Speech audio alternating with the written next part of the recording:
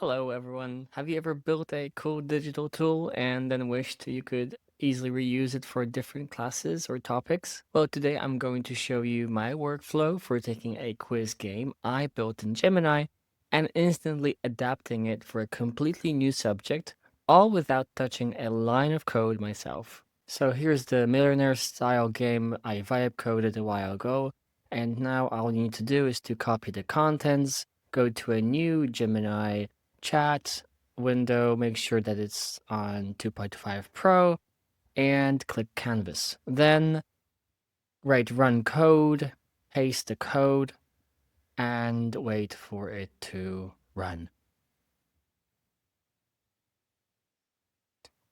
As you'll see, the preview has loaded.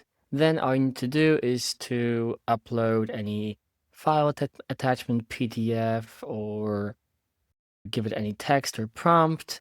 And then all you need to do is to wait for it to update the quiz. You'll see that when you scroll down, the code is being created. After it's done, you can click preview and test drive the app.